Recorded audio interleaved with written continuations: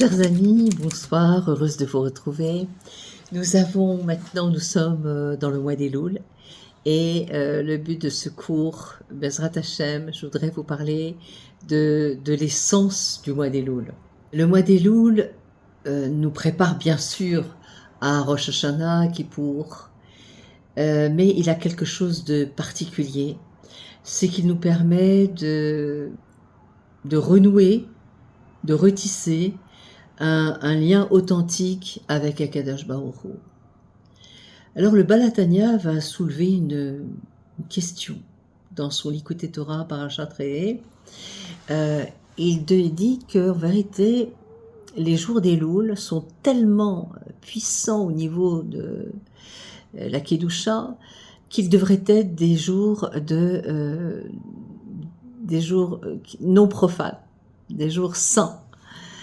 Et d'ailleurs, le Harizal, notamment, un des maîtres de la Kabbale, enseigne que pourquoi ça devrait être justement des jours qui seraient complètement kadosh, au même titre que Shabbat, Yom Tov, etc. Parce que justement, le Harizal nous dit que il se passe quelque chose d'extraordinaire pendant Elul. Qu'est-ce qui se passe?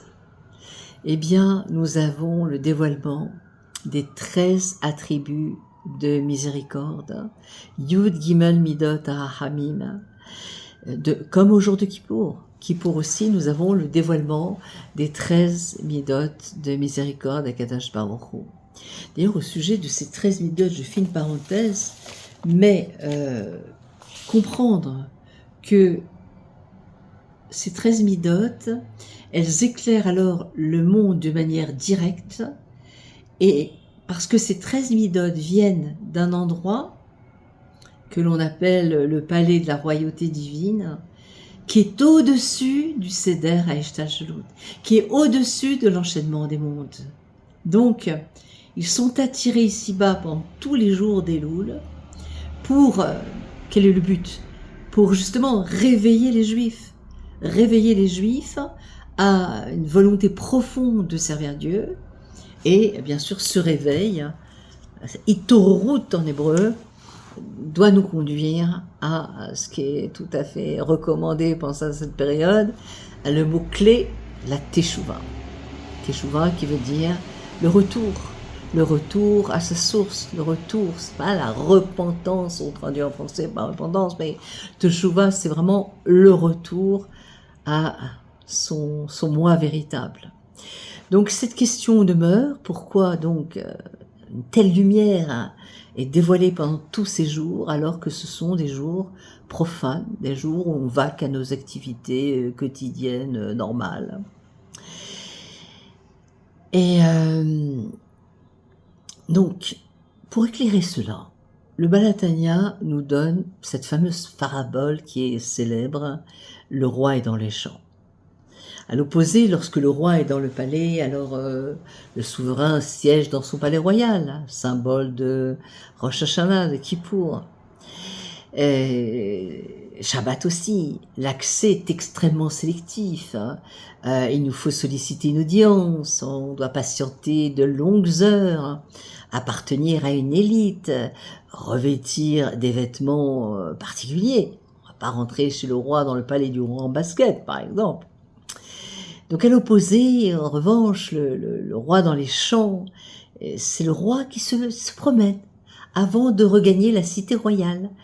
Et donc il traverse les champs environnants et il se présente sans protocole intimidant. Chaque habitant, quelle que soit sa condition, sa tenue de travail, a le droit de s'approcher du roi. Et le roi, qu'est-ce qu'il fait ?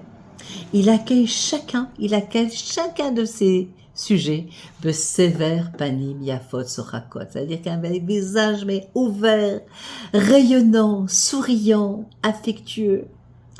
Et donc, le roi manifeste à chacun qu'il rencontre, eh bien, cette affection, ce plaisir infini à cette rencontre dans le champ. Alors pendant le Shabbat et les jours de fête, pour accéder justement à cette Kedusha, nous devons nous extraire du monde. Nous devons nous couper de nos activités profanes, changer de rythme. On est complètement dans un ketsev différent. Durant le mois d'Elul, en revanche, eh bien, c'est Dieu qui vient à notre rencontre, au cœur même de notre réalité, au cœur même de nos tâches quotidiennes, de nos engagements, de nos défis personnels. Parce que finalement, la sainteté, la Kedusha, ne nous demande pas de fuir le monde, comme dans certaines religions, de vivre en ascète pour se rapprocher de Dieu. Pas du tout. Ce n'est pas du tout dans le judaïsme. Et elle vient investir, la Kedusha en fait, vient investir notre existence telle qu'elle est. Alors, pour comprendre cela, nous allons citer 2 enseignements majeurs de la tradition juive qui orientent justement notre attitude intérieure. Tout d'abord, une Mishnah dans le Pirkei Avot qui nous dit « Kol ma'asecha yiyu l'Shem shamayim » que toutes tes actions soient accomplies pour le nom du ciel. Et nous avons un verset des Proverbes qui dit Bechol derachecha daeu, dans toutes tes voies connais-le, et il aplanira tes sentiers, comme c'est marqué dans Michelet, les Proverbes. Donc les Chachamim posent une question, ils demandent, mais pourquoi dans toutes tes voies connais-le? Eh bien, c'est tellement fondamental que ça devrait faire partie des 613 mitzvot de la Torah.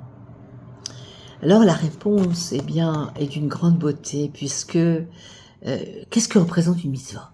Une mitzvah, d'abord, c'est la shon sivui, c'est-à-dire on accomplit un acte particulier, une parole, une pensée particulière prescrite par la Torah. En revanche, dans toutes tes voies connais-le, eh bien, ça ne constitue pas une obligation limitée à un domaine précis. Il s'agit de la définition globale de notre manière d'être. Ça, c'est très important. Le terme Bechol derechera daeu, ça vient de da'at, du concept de da'at, et da'at, ça représente un attachement très très profond, une dvekut, quelque chose vraiment qui nous lie vraiment de façon très très puissante, et on le sait parce que on a le passou qui dit lorsque Adam yada et Chava, lorsque l'homme a connu Ève, eh bien on emploie ce verbe-là, la da'at.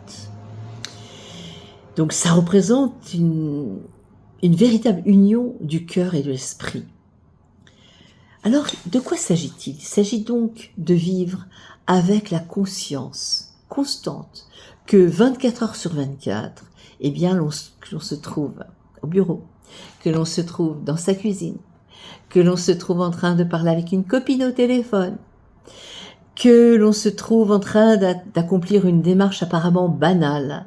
Eh bien, chaque instant de ces jours de Elul nous offre l'occasion d'une rencontre vivante avec la source de toute existence. Alors, comment vivre cela? Comment vivre ces jours particuliers où vraiment on est éclairé de cette lumière tellement puissante? Il y a un passouk dans le Tanya, Pérec 41, même Aleph. D'ailleurs, on le chante, ça fait partie des 12 psukim que l'on a bien institué, de chanter aux enfants, de faire chanter, qui se dit « Hachem nitzavala », je cite, « ou vochen klayot valev ». Dieu se tient au-dessus de lui et contemple son cœur et ses reins. Donc, si l'on perçoit cette présence comme une forme de contrôle, Dieu se tient au-dessus de moi, il sonde mon cœur, il sonde mes reins, ouais, je suis sous contrôle complet. Et donc ça nous suscite une crainte particulière. Mais en vérité, le sens ici, véritable, est tout autre. Il s'agit plutôt de se sentir sous contrôle, il s'agit plutôt du regard d'une mère fascinée par son nouveau-né, qui observe chacun de ses gestes avec une tendresse infinie, qui s'émerveille du moindre clignement d'œil, du moindre sourire. Eh bien, c'est comme cela qu'il faut le voir. C'est comme cela, le Créateur, notre Dieu, bon et infini, contemple chaque être humain avec cette même attention aimante, car chaque enfant d'Israël est qualifié de Béni Bechoré Israël, mon fils aîné Israël, comme c'est marqué dans le Sefer Shmot. Et la Mishnah dans Sanhédrin 37a nous rappelle également la valeur inestimable de notre existence. Qu'est-ce qu'elle dit, cette Mishnah dans Sanhédrin?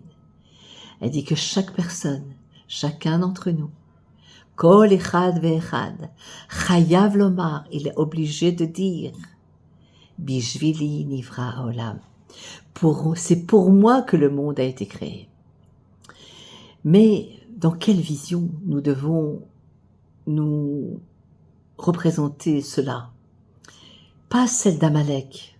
L'esprit d'Amalek, vous savez qu'Amalek, Aïn, même Lamed Kouf, a une valeur numérique de 240. Et si on compare avec un autre mot qui a la même valeur numérique, donc il y a un lien particulier entre les deux mots. Et celui qui a la valeur de 240, eh bien c'est le mot Rome. Rome, Romemut. Rome signifie élevé, distant, hautain. Ça instille le doute en murmurant la chose suivante. Mais voyons, Dieu est bien trop élevé, trop glorieux pour prêter attention à tes modestes actions quotidiennes. Mais enfin, Hachem ne va pas s'occuper si tu as fait une petite goutte de lait qui est tombée dans la marmite de viande. Qu'est-ce que se passe? C'est pas du tout le problème d'Akadosh Baruch Hu. Pourtant, l'enseignement profond de la Torah affirme exactement le contraire. C'est précisément parce que l'amour divin est absolu que chaque nuance de notre existence possède une importance capitale aux yeux d'Akadosh Baruch Hu. On raconte que le Tzemar Tzedek avait, pendant la fête de Sukkot, ça va être la troisième ravi de Lubavitch, récité des télim dans la soukha. Et il les récitait d'ailleurs avec une ferveur poignante. Il entonnait les mots suivants. Il disait, comme c'est marqué dans, je sais plus, il faut que je regarde le Télim, c'était marqué dans le Télim Lamed Tête et Passouk 5. Et ce Télim, il dit la chose suivante. Odi eni Hashem ketsi, umidat yamai, mahi, eda me chadel Annie. Fais-moi connaître Dieu ma fin et quelle est la mesure de mes jours, que je sache combien je suis éphémère. Alors, on pourrait se dire que finalement, eh bien, c'est un télim qui nous rappelle notre finitude, que nous ne sommes pas grand-chose sur cette terre. Mais en vérité, cette mélodie, ce passo que chantait le Tzemar Tzedek, ça exprimait l'aspiration à se dépouiller d'une existence de l'ego, de ce ani, moi, l'ego, de toute posture artificielle et de tout mensonge, afin de vivre une vérité pure devant Dieu. Intègre, tamim, c'est la première lettre du mot teshuva. Tamim, soit tamim, intègre devant l'Éternel, ton Dieu. Et c'est cela que le mois d'Elul nous invite à cette authenticité, c'est-à-dire dépasser la simple routine rituelle pour ressentir quelque chose au plus profond de nous-mêmes, cette réalité vivante de notre lien, de notre kécher avec le Ein Sof, avec l'infini. Et donc, je voulais vous raconter une histoire à ce sujet. Et justement, et à propos de justement de Elul, où il faut multiplier la tzedaka, parce que ça nous aide justement à ouvrir notre cœur et notre esprit. Et toujours avec le Tzemar Tzedek, il parlait parfois de la grandeur de la tzedaka, de la charité, de l'immense valeur d'aider un juif dans sa parnassa, dans sa subsistance. Il expliquait que le fait de donner la tzedaka aidait dans le service de Dieu, en ouvrant le cerveau et le cœur, comme on a dit, pour recevoir des dévoilements particuliers. Et il raconta à son fils ce qu'il est arrivé autrefois. Il butait alors depuis plusieurs jours sur des questions nous n'arrivait pas à trouver de réponse. En pareil cas, généralement, son grand-père, le Balatania, lui apparaissait dans une vision pour lui donner la solution. Mais celui-ci ne s'était pas manifesté depuis très longtemps et le Tzemar Tzedek était très très peiné. Alors il scrutait ses actions, cherchait ce qu'il avait pu faire de mal pour entraîner cet éloignement. Il espérait ainsi pouvoir faire tchouva et mériter alors de voir le saint visage de son grand-père, d'entendre ses explications de la Torah, ses enseignements sur la façon de servir Dieu. Un mercredi matin, alors qu'il se rendait à la synagogue pour prier, il rencontra un juif nommé Pinchas. Celui-ci demanda s'il pouvait lui prêter 3 roubles afin de pouvoir acheter au marché quelques marchandises qu'il pourrait revendre avec un petit bénéfice. Cela l'aiderait pour les dépenses du Shabbat. Le rabbi accepta, mais n'ayant pas la somme sur lui, il demanda à l'homme d'attendre qu'il ait fini de prier et il irait ensuite chez lui chercher l'argent. Le Tzemar Tzedek entra ensuite dans la maison de prière, se prépara à prier, il mit son talit sur les épaules. Et soudain, il se rappelait de Pinchas. Il a réalisé que le marché commençait tôt, que l'homme avait besoin de l'argent immédiatement. Peut-être qu'à cause du retard qu'il lui avait imposé pour lui prêter de l'argent, ce juif allait manquer de bonnes affaires. Plein de honte pour n'avoir pas pensé à tout cela plus tôt, le rabbi ôta son talit rapidement et se rendit chez lui. Il prit 5 roubles et la vite les donna à Pinchas. Quand il est revenu à la synagogue, il se lava les mains afin de se préparer à la prière. Son grand-père, l'Admour Hazaken, lui apparut alors. Il lui donna les réponses à ses questions et lui ôta tous ses doutes. Quoique pendant ce mois d'Elul, une aide précieuse pour mériter ses dévoilements, pour mériter une véritable teshuva, c'est-à-dire tamim, une intégrité parfaite dans notre façon de prier, dans notre façon d'agir, dans notre façon d'être, de se comporter avec notre prochain.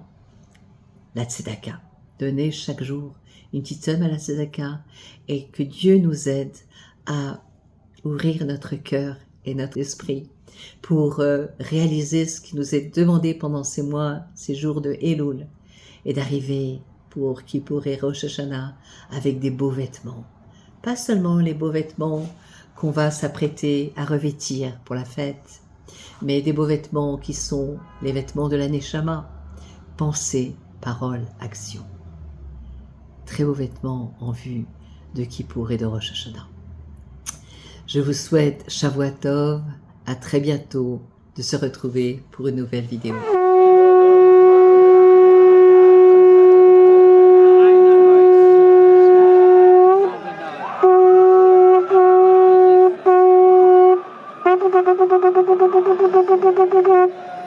Thank you.